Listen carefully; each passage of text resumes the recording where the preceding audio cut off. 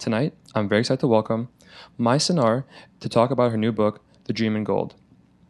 Mai Sennaar is a graduate of NYU's School of Arts. She has had her plays presented at the Smithsonian Affiliate Museum of the African Diaspora, the Berkeley Art Museum and Pacific Film Archive, and the Classical Theater of Harlem. Her short film Wax Lovers playlist premiered at the AFI Silver Theater and Cultural Center and was an official selection of the Martha's Vineyard African American Film Festival. She is the book writer of Carry On, a new musical by Broadway composer Diana Wharton Sennaar, and the creative director of the performing arts company MWP Live. The Dream in Gold is her first novel. She lives between Baltimore and Dakar. Sennaar will be in competition with Kristal Knight. With over a decade of political experience, Kristal has positioned herself as a premier political operative and commentator. She recently hosted her self-titled podcast with Newsweek, discussing relevant political and cultural news, and she actively provides political commentary on Fox News, NSNBC, and News Nation. Presently, she consulted with national and nonprofits and think tanks to help evaluate their advocacy agendas as well as advise on communication strategies. Please join me in welcoming to Politics and Prose, Mai Sennaar and Kristal Knight.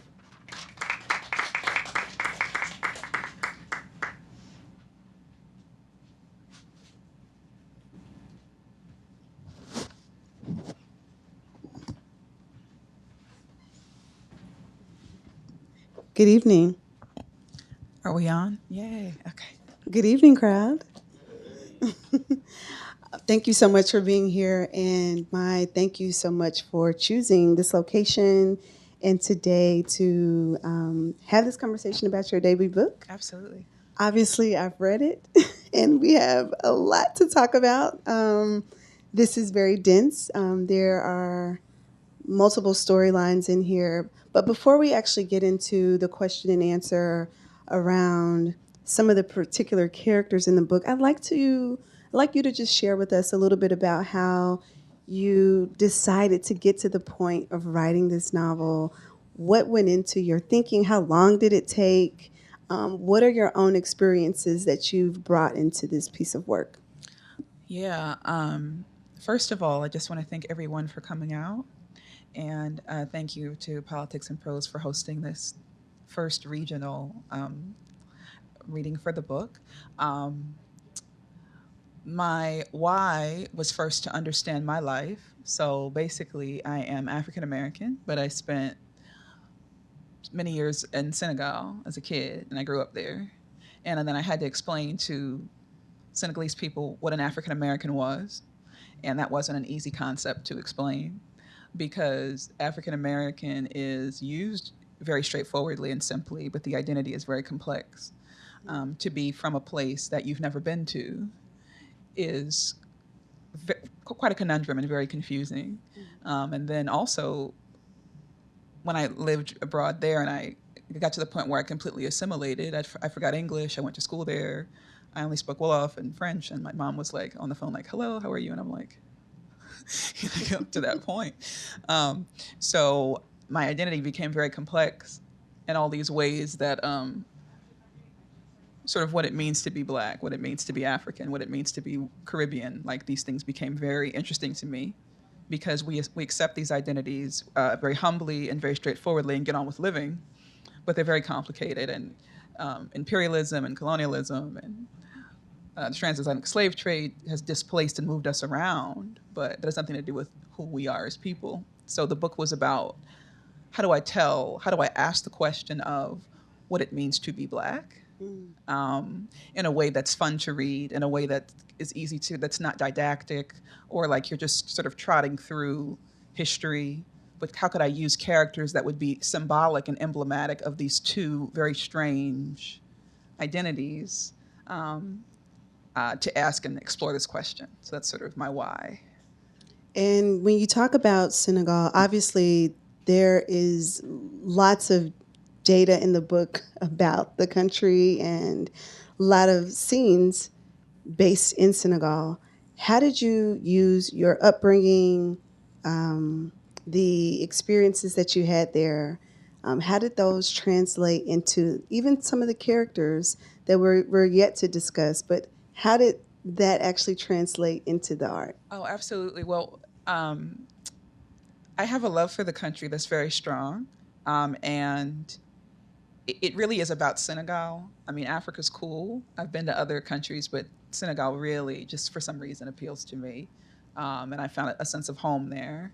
So it was very, in some ways, it was a love letter to write about the terrain. Um, I think the topography is the word I'm looking for. Just the way the sand and it's just a very lovely mood to me, a lovely place, and sort of I have a sort of romance with the land, and so it was very easy to sort of just write and write and write about that. I could just go on forever about the nature, the physical nature of the place, and then of course I'm not going to tell my business, but certainly characters in the book are they connect very much to my life. There's no one in there who is a specific person, Okay. but as writers, we're always sort of painting a picture of our experiences in different ways, and so it definitely reflects my love of the country and my love of the people I know there, and um, my love of Black folk in general. You know, Okay. Okay. yeah. Well, let's get into the book because you talk about love. And obviously, there is a love story Dun, in dun, here, dun. a love story between Bonnie and Mansour. And you set the scene with us thinking one thing about their relationship. And as you read, it develops into something else. Ultimately, without giving away the book, what are you trying to convey through their story? Because we see them in an early stage. We see them, you know, go through a number of different obstacles trying to reach basically this pinnacle of success, whatever that means. But can you talk to us a little bit about just their story and how you decided to really from the very first, first few pages with Bonnie feeling stressed about where he is until the end. Yeah, so the book is patterned after some of my favorite films. So Alfred Hitchcock's North by Northwest and his film To Catch a Thief, they're these dramas, these adventure stories that start with maybe a missing person or a robbery or something like that. And so I'm patterning it after work I enjoy. But specifically to them, it's an interesting question because I never set out for the sort of the labor of their lives to make a sort of a point. It was more that if I was going to tell a story of two young people who decided that they could make it outside of the industry, what would that look like in 1967?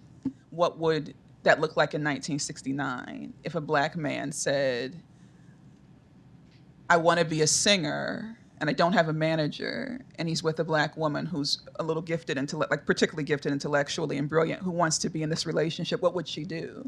So it was sort of like he just happened to be the place where she could sort of express her skills as a descendant of attorneys, as a woman who's unusually intelligent. So it was more like, because even at a point, I don't want to give a lot away, but there's moments when he's kind of like, nah, it's cool, we can kind of back up, and then she becomes really determined, right, to drive it Right. forward. So her ego kind of gets in it. So what it became was his career was the way that they discovered themselves. Because they're very young, and so they're figuring out who they are sort of through trying to make him this person.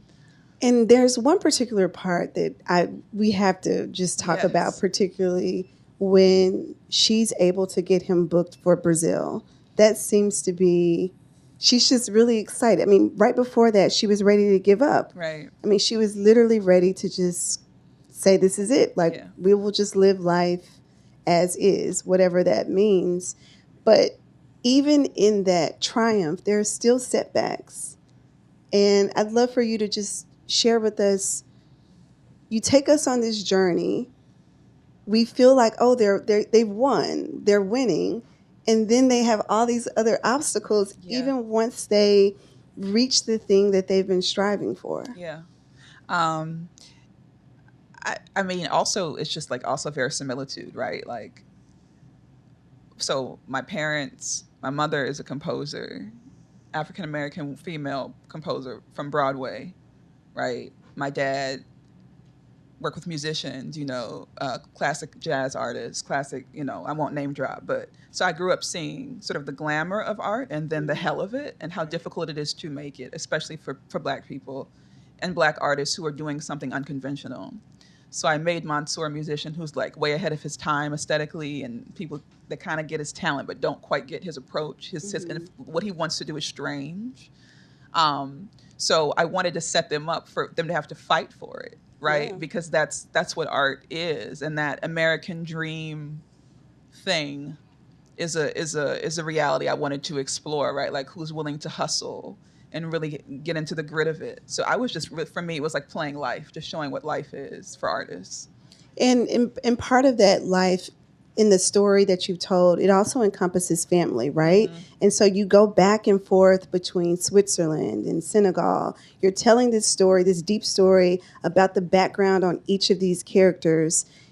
You start with Mama, and you start by telling her story and her sister, and just having them, in a scene in a club where they're dancing and they're meeting people. They're exploring themselves, Yeah. but then we keep jumping back to Bonnie and Mansour. Why was it important that you gave us this backstory on family intertwined with this love story? Yeah. I think for me the value of the book is the story of the families. I'm happy that people are receiving the romance and that's working and that's happening because that's really cool and great. But I really wanted to tell the story of these families because my investigation is all about what makes us who we are. Like that's my question. And when that comes to identity and how we decide as Black people what we say we're going to be, like is somebody going to say I'm Jamaican American? Are they going to say I'm just Jamaican? Are they going to how we're going to frame it all is interesting to me because we live our life under those brackets and those brackets. So I just wanted to know what kind of families would shape and create these two characters. So everything that's in the book that's happening is happening, but it's also symbolic to serve my larger question about how do these Black identities get built, right? And like how do people decide who they are? Like early on, Mansour has a very close to more than a girlfriend, Italian girlfriend. I kind of start the book with her, and she's very, very knowledgeable about her heritage. And his and Mama's like, that's great. Like choose her. Like you're there. He's nobility as a Wolof. She's nobility as an Italian, and she's like, go with her. And Bonnie, it's like, who's your grandpa? And she's like, right. She knows nothing about her heritage, and for a Senegalese woman, that's like offensive and unacceptable. You should know who you are, right?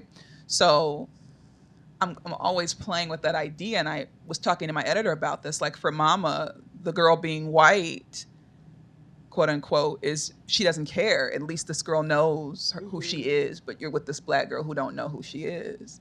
And so in my experience in Africa, that's an issue, right? Like if someone meets me, they look at me and they say, okay, you're Fulani, or they accord an ethnic group based on my physical appearance. But as an African American, I mean, right? So that was always an issue, and that became very interesting to me. It was like, why is it so important that you know what I am? Like, Right. we're both Black, and it's like, well, no, are you Wolof? Are you Sarahole?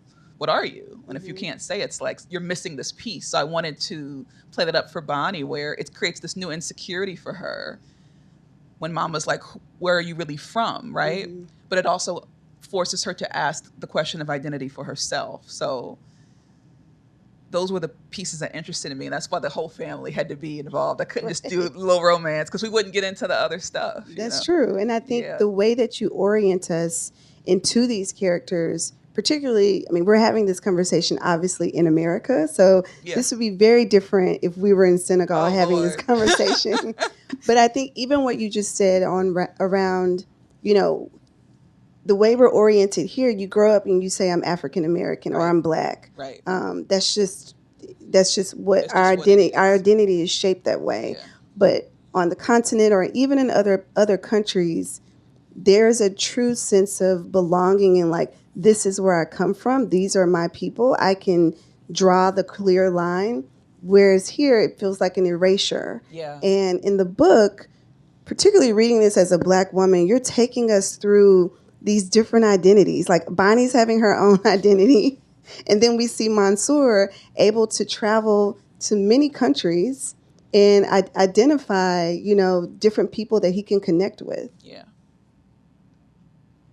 So I want to still stay on family. Obviously, we talk about mama, but we also talk about, you think about the house that Bonnie is living in and all the folks that she is communicating with, and how everyone seems to be bought into just really the vision of what Bonnie wants to do with Mansour. Why was it important outside of mama that everyone else, you know, be bought into like the ultimate goal of seeing them move or succeed or helping to try to solve the problems that they're Do encountering? you mean like the adults who help him when he's young with his friend, or do you mean like? I really mean later in life. I'm speaking specifically about, for instance, when he is in jail, they fire up the plane Oh, and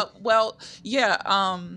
I wasn't seeing a lot of stories where the people love the black men. fair, Like, where fair. were the books where? I mean, I love my dad. Like, where are the books where there's a genuine committed love to a black boy because they love him. Mm, Is he okay? They want to save him. They want to take care of him. And it was so yeah. funny that that was like a thing I wasn't finding in literature. And I was like, I love my brother. I love, like, why would it not be that big of a deal to? And so the book went through a lot of iterations. My editors actually kind of pushed me more into a romance, which I think turned out really nicely. Mm-hmm. Because it was there, but we kind of highlighted it more. And I kind of said she should be in love, like she should be deeply in love, because I wanted to read a book about a black girl who was really in love and would do any, that kind of love. Because we always are in those conversations in our community about, the stuff we have, in our love affairs. And I just wanted something that was happy and pure and strong and kind of wild. Mm-hmm. And yeah. So, what do you want readers to take away Mm. from the novel? Because again, there are a few storylines here, Yeah. and I know we were discussing in the back that this really is a movie, in my opinion. I mean, this is a movie in the making. Just the way that it's written, the Yeah. history, the present, the going back and forth. But before we get to that question, what are you hoping that people discover as they're reading, and what do you want them to take away once they've finished it? Yeah, the opening quote, it says, "Stay close to any sounds that make you glad you are alive." And for me, the and I don't, like, as a writer, we don't always want to be like, "Here's what you should see," because we want people to just take from it what they see. Mm-hmm. Reading a book is like everyone has their own relationship with a book, and so I don't want to like project. But one of the things that one of my intentions was to highlight music's power to heal and music's role in the lives of people who are spiritually sick, because they're all dealing with a sense of displacement, depression. Mansour has a lot of mental health stuff going on. I was literally about to say Yeah, that. and Bonnie does too. Like, we see how she reacts to her attachment style, right? Like how she reacts to, "Oh, I can't help you, so you don't need me," kind of thing. So, um, sort of, how does music get these people through? Mm-hmm. And that's a theme in my life, where through a lot of cultural questions, music could always answer, right? Mm-hmm. Even if I couldn't feel connected to whatever black cultural experience I was in, I could connect to the music sometimes first and then kind of find my way into the people. And so I think for us, one of the ways we are able to keep moving through all of these complex identities that are a result of history is music. So it's for music lovers. Mm-hmm. And like, I mean, like, straight up D'Angelo, the Isley Brothers, but then Yeah. also like Umu Sangare. And like, it was lovely to have to write a book in which we talked about Egyptian singers and Malian singers and African American singers, soul music. I shout out Jay Dilla. So it, like, that is one of the ways I've been able to sort of pull together all of the identities and just have something solid is the music and the art, the culture.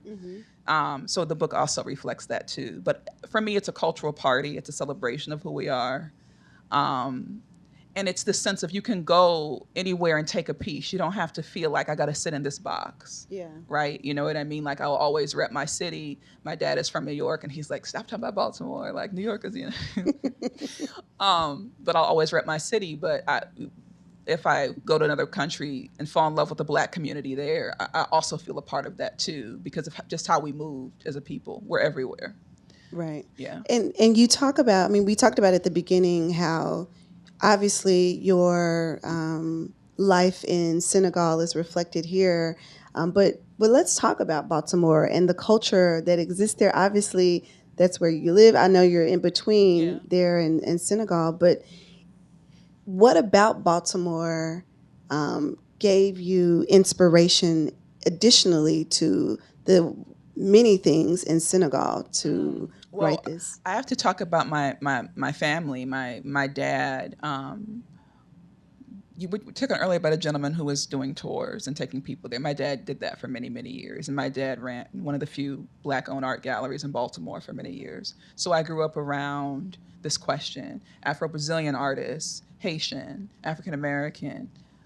We had, my dad, every kind of book from the diaspora, he had it in his home. So we were raised in Baltimore, but we were raised in our home in Baltimore, where I'm not going to use the term Afrocentric, but where a broader Black awareness was normalized. So the city for me represents like the struggle, right? Of Baltimore is you can kind of see it struggling as it tries to stand up, right?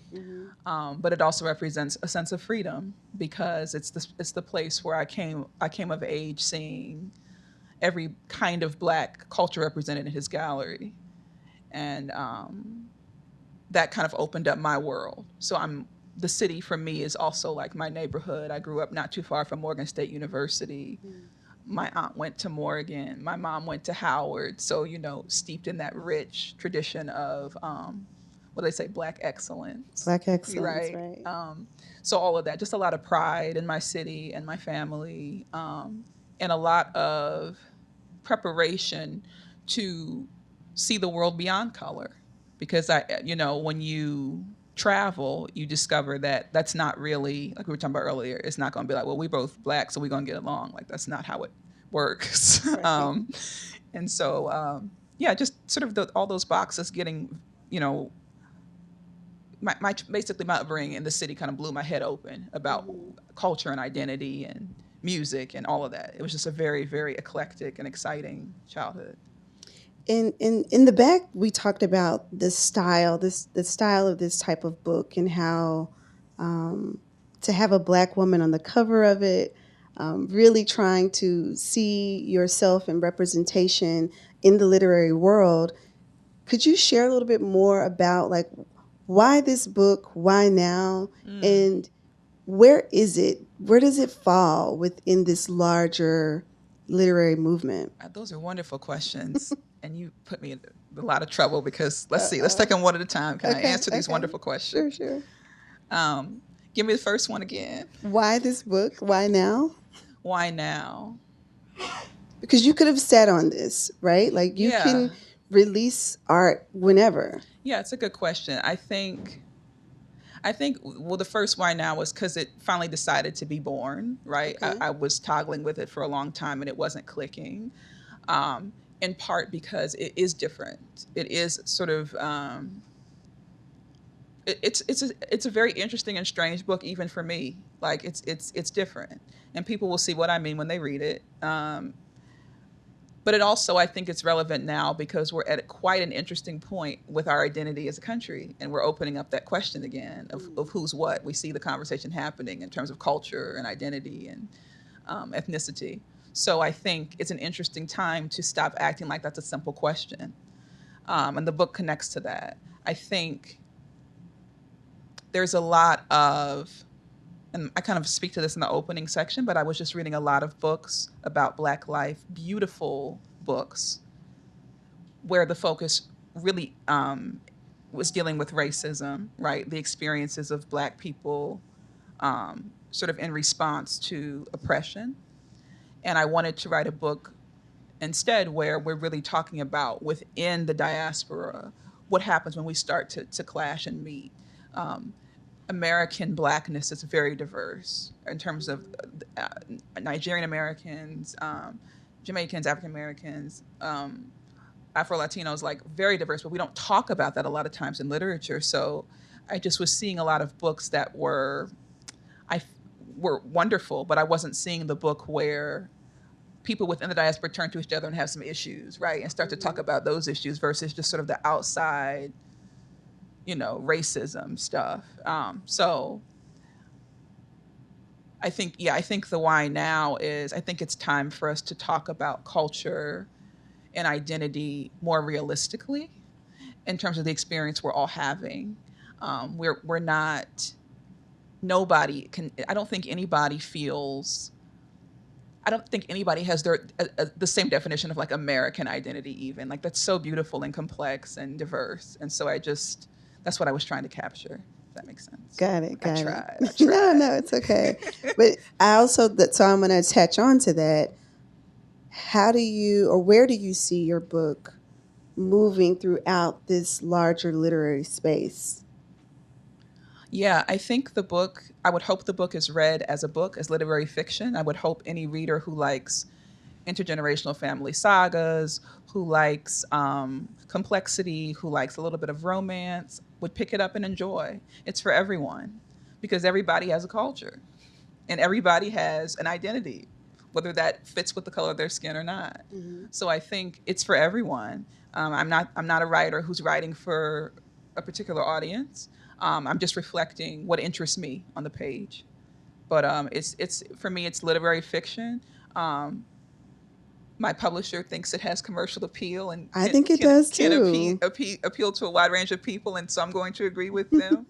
And Yeah, I absolutely. I mean, I said this in the back, like, this feels like a movie.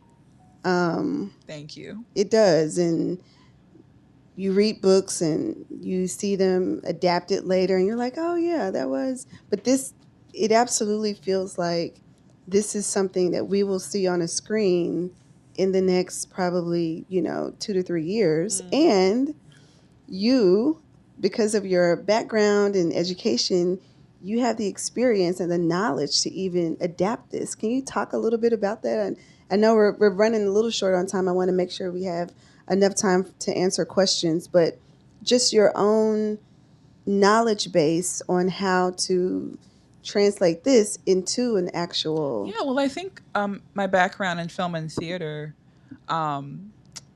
contributed to the structure of the story. The story, in some ways, is structured like a movie. Sort of the setup, the midpoint. So some of that's intentional. And I was reading a review online the other day, a consumer review, and they were kind of like, "This is feeling a little bit cinematic." And I'm like, "Yeah, that's the point."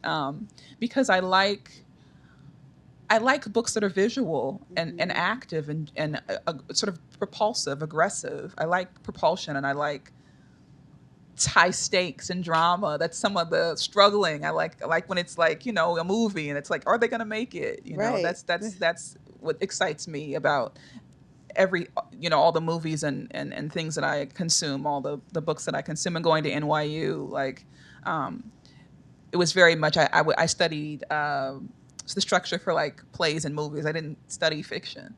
So I love books, but I also brought that orientation to the book of film. So it's, yeah.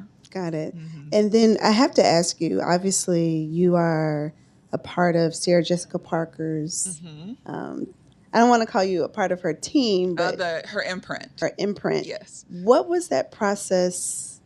I mean, obviously to have any type of major celebrity attached gives you some lens of credibility. Yeah. It also helps, obviously, but what is this partnership with her? What does this mean for you and for this piece of work?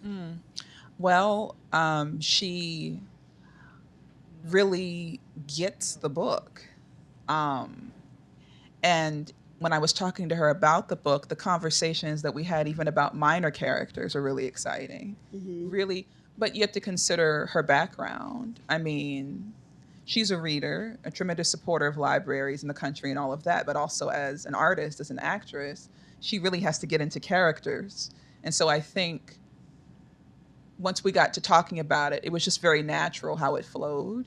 And like I said, others were interested, but her, yes, she understood the book, but she also got the book on a personal level in terms of its value, in terms of its depth, in terms of its richness.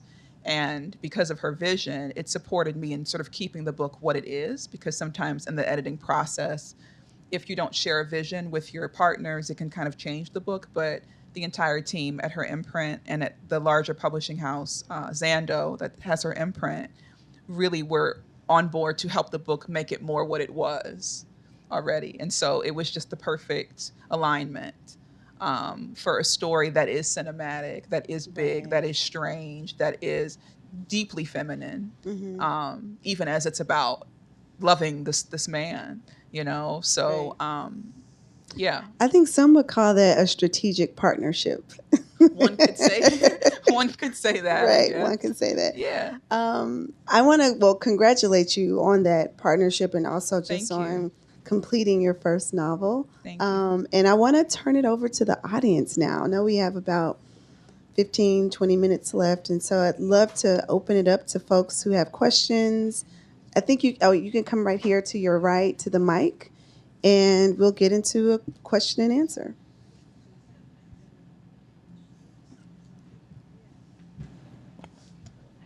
Um, on that topic of movies, and I guess my question is two-part. First, if you had done movies and plays, why a novel? And was that process very different? And the second part of the question, is there a role for Sarah Jessica Parker in the movie version of your book? Well, we'll answer the second one first. Absolutely. I will write her in if there is not an existing part. Absolutely. And then to the first question, my first love was prose. It was fiction. And then my education kind of moved me into theater and film. And I kind of stayed there because it was great. But I kind of started to lean back on my instinct. And, people would read my plays and they'd be like, there's a lot of stage directions. Maybe you need to write a novel. Because I can kind of be very descriptive. And so I'm actually grateful for the theater education because it helped me to contain the poetic side of my writing and kind of streamline it. Because prose is really what, like getting into the flowery and the, sort of rolling around in words is sort of my comfort zone and what I enjoy. But I think, like I said, my education kind of took me away from fiction and then my instinct kind of brought me back. But yeah. Others, I know there are others here with questions.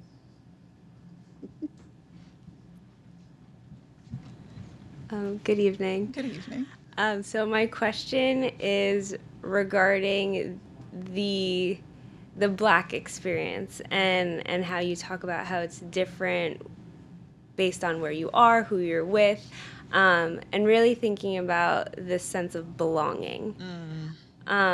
So, like, how does one find belonging? Is it something that is more for you, or can you build a community if it's not there? Whoa. I'll answer for the characters.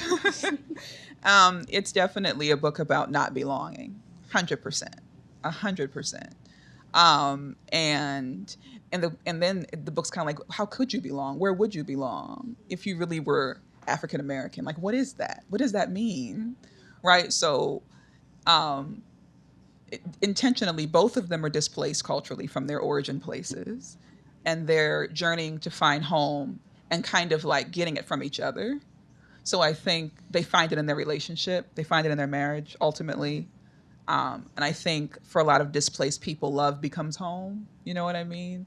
And it certainly is for them. I think for some characters, they need to go back home to feel that they belong. And some need to stay far away from where they're from. So I think belonging is absolutely a theme. And I think that's sort of the heart question of the whole book. So thank you. I hope I answered your question. Okay. These are great questions so far.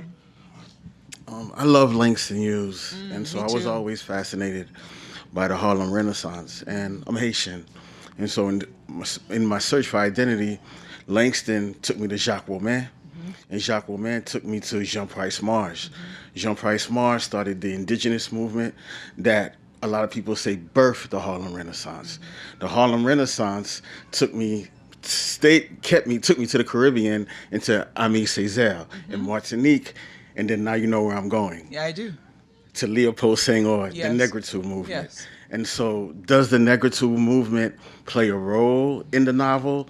And outside of the Negritude movement, another Senegalese scholar that I'm in love with is Cheikh Anta Anta Diop. Diop, right. And is he in the novel as well? Yeah, I just wrote an essay about him for LitHub.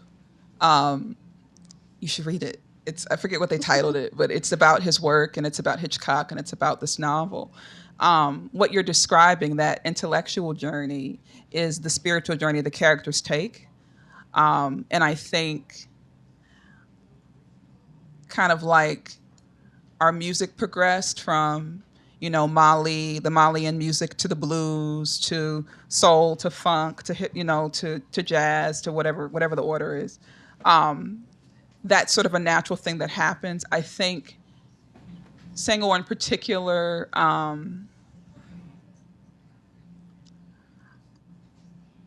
I think for me, it's sort of like almost I would put him a little bit with some of the things Phyllis Wheatley was doing, having to say a lot that's restrained because of the times.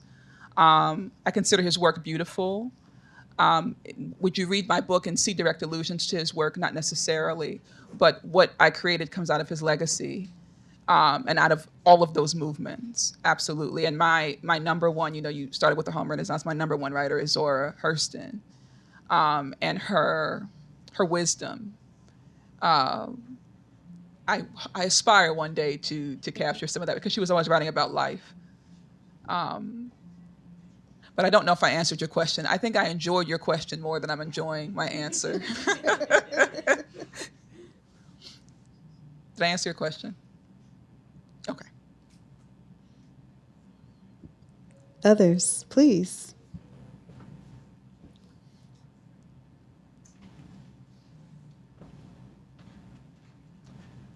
I thank you. I enjoyed what you're writing about, and your father. You got the inspiration to follow his path.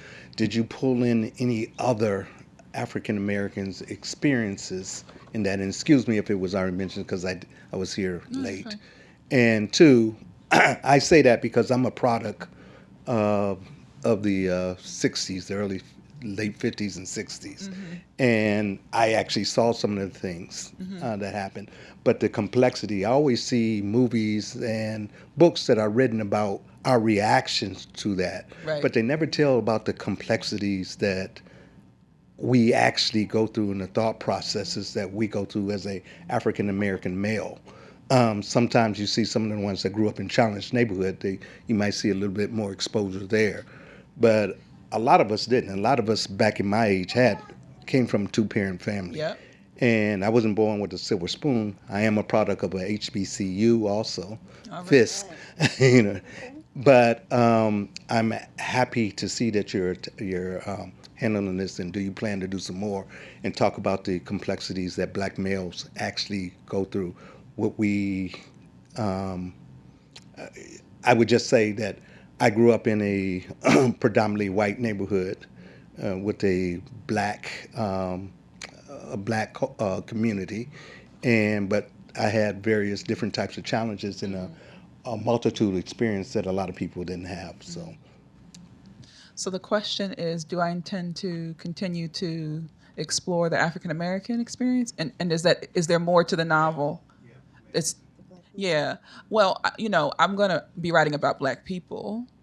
And so I will be writing about Black men because I'm writing about Black people. But to your point that you were making, it was important for me to portray a middle-class African-American family. That was my experience, and that's the experience of this lead character. it's not so much that she's extremely privileged, but that both of the characters are actually middle class in their upbringing, because that was my experience. And I think there's a way in which that continues to be missing in many ways. And I was sharing with someone the other day, Bonnie, for me, if I had to compare to anybody, would be like Beneath Younger, in terms of sort of an African American character archetype who is, even though the family has done a lot to move out of any kind of poverty, so she can be educated and sort of she can be a thinking person and can be a selfish person and silly. And so a lot of that was there. Her having these very traditional ideals about what family is, but never having really seen it, right? But being very protected, and sort of naive. So I wanted to include all of those sort of middle class Black tropes. And then her grandmother like adores, Malcolm X, but she's this very conservative Black woman. And when I hear stories of my grandmother as an African American who was making sure her children were educated and all these things, like she presented very conservatively, but she had some pretty radical and dynamic ideas as well. So all those nuances that you were talking about in terms of the different facets of who we are, I've tried to capture some of them. And there is additional African American male representation in the book, because that's a part of who we are, and I don't want that to be missing ever. Yeah. Great question. Great answer. Yeah, these are really good questions. Are there others? And if you have a repeat, okay.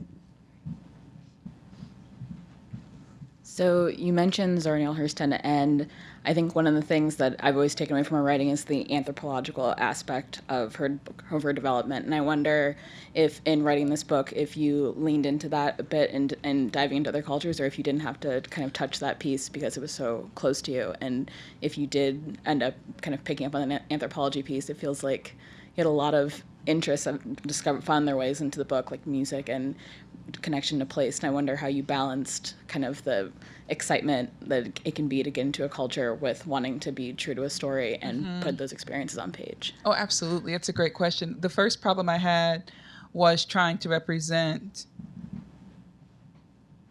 the experiences of Black people in Paris in the 1960s, because I was not in Paris in the 1960s. And so I went on this journey and met these amazing, one was an Oxford law professor who could walk me through the racism of like the penal system in that time frame. So all this research, all of these Zoom meetings and phone calls and information, and they were so excited that someone was writing about this history.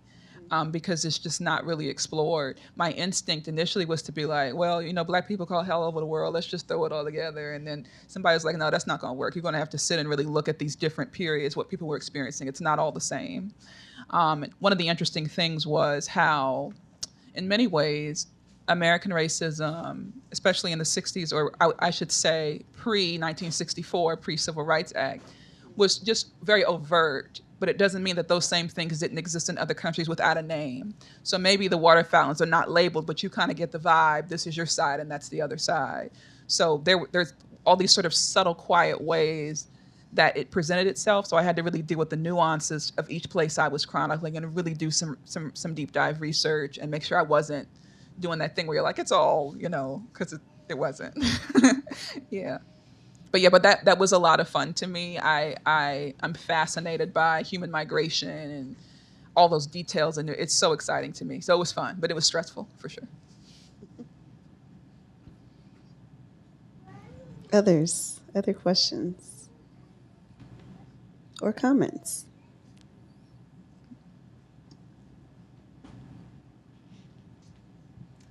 I think it's really cool that you include Senegal as a setting. My dad's Senegalese, but I feel like there aren't a lot of books about Senegal or set in Senegal, and I was wondering if there's anything about Senegal you particularly wanted to portray in the book.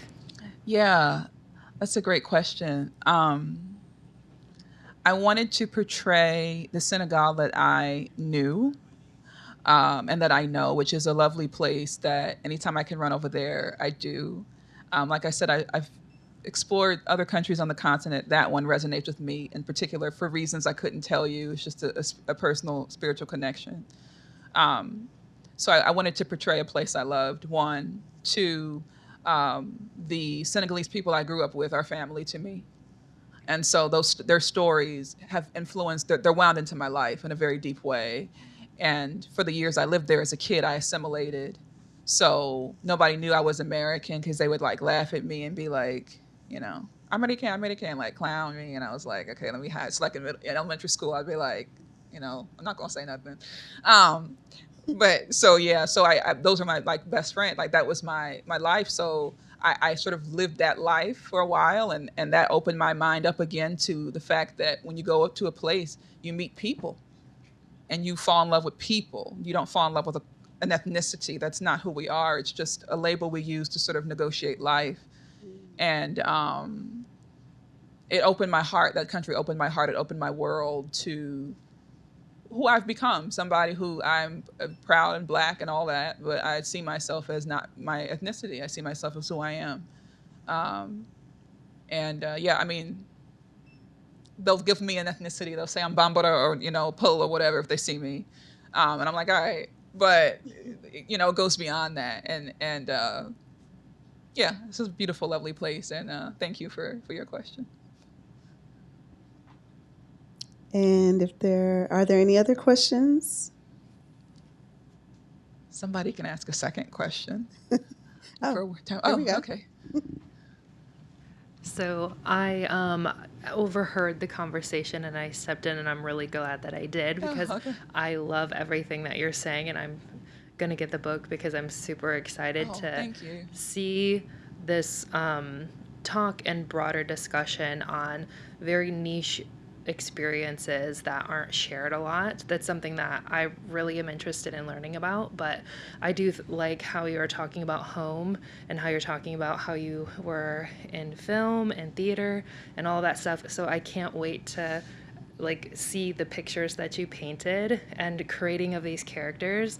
I don't even know the characters right now, but I'm just getting really excited about imagining how deep they all go just based off of your research that you talk about. I'm very new and I'm very novice to the book, but I'm definitely interested in reading it. Thank you so much. I just wanted to congratulate you because I think that's a very bold thing for you to do. And I even, can imagine in, the Black community that you're taking on a lot of a responsibility for just having this voice because you're going to get a lot of comments, you're holding a lot of ground in that space. So I just think that's very brave. Thank you so much. I really appreciate that. Yeah. Thank you. Yes, there are a lot of comments. So, Mai, we have about 5 minutes left, and I'm sure people will ask, what's next? You've just published this, and again, congratulations. Thank you. Is there anything you can give us a sneak peek on, what's next on your horizon? Well, there is a book, too, where some faces will reappear from this book. So that's all I can say. It's coming along nicely. And I'm very excited about it. But I would say what's next is to see, hopefully, readers connect to the book, each from their own point of view, and to start conversations around the work that extend beyond my intention, right? And people bring new things to it. And I've started to follow, Goodreads. Yes. I read my should I say that? I read my Goodreads. And it's so interesting what people take from it. They see sometimes what you see, but sometimes they bring a totally different, based on their lives, based on what they need.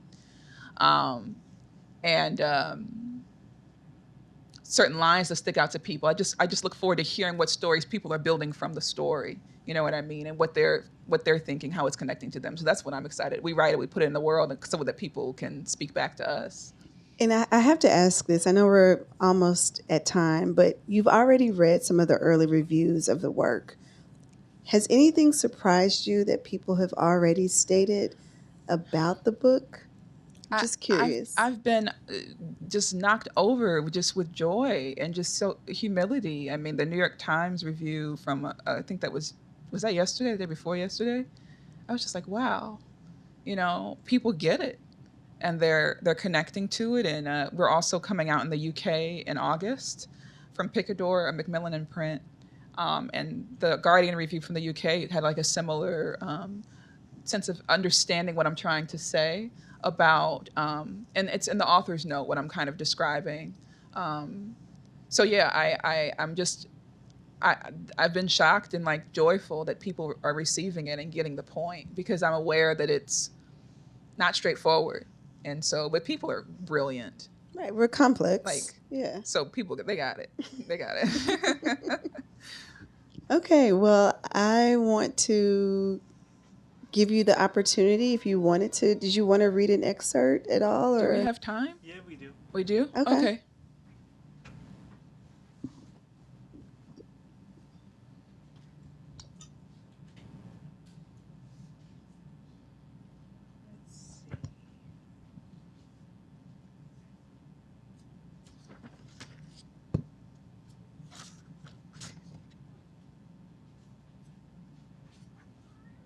I'll read a page. Okay, we're waiting. That night, to keep from blowing the power. I'm reading this without context, but this is an intelligent crowd, so it's fine. That night, to keep from blowing the power, the women must choose between ceiling lights and the record player as they prepare the food. There is no contest. The music wins. So they light a pack of candles. A Cuban record plays as the living room becomes a night market. Bonnie watches them again from the stairs. An outsider once more, she observes their rhythm as the women count and cut 98 yams, stem amaranth leaves, peel 100 garlic cloves, and fuss over the 28 malformed cassavas grown in their own yard. The sun is rising as they finish with the vegetables, and Bonnie retreats upstairs, but there is more work to be done. The women venture outside. Bonnie watches from the attic window as they toil in a misty rain, venturing far deeper into the Swiss forest than what she had first imagined they owned of the land, clearing a road and a parking lot for their African restaurant's future patrons. The Africans axe down the forest's silver firs and Napoleon oaks with high triumphant grunts. With the trees goes the shade the local elders relied on to tend to their gardens and flocks, but this is the doctrine of conquest. But this is the doctrine of conquest. Anything the conqueror cannot see, the invisible order of a people in a place, does not exist. The land's only true aborigines, the bearded vultures, land at the women's feet in protest, circling, tilting their heads at all the dark bodies and braids. Then they take to the air, circling, beating their enormous wings until the women are petrified, shooing them with boots and head wraps and rocks. The women move on to the willows. Bonnie looks away, slipping down under her sheets, under those trees. Now golden in the early morning sun, there is spray paint on the grass from where she and Mansour marked the staging for his Spanish shows. It is where they had walked off her nightmares too in the days before he left, their bare toes parting the knee-high grass. And after time spent together in cities, there under the willows is where she saw his true complexion for the first time. There were no streetlights, no fumes of industry to temper the strength of the moonlight, and the emerald green always hiding in his shade of brown. Ooh, moving. Everyone, this is Mai Sennaar. Let's give her one more round of applause. They Dream in Gold, wherever books are sold? Everywhere books are sold, and there's a bunch of them in the front, right there. Thank you so much, Kristal. This was a wonderful talk. It's my first in-person solo talk about the book, and this was so much fun. Thank you, Politics and Prose, for hosting a debut author. Really appreciate it in her home region. And thank you, audience, for the wonderful questions and your attention. Have a great night. Absolutely. And I think you are doing a book signing up front. Yeah, she'll be signing right here at this table. So if you haven't already purchased your books, I see some of you have, some of you haven't. They're available at the registers. Thank you all very much.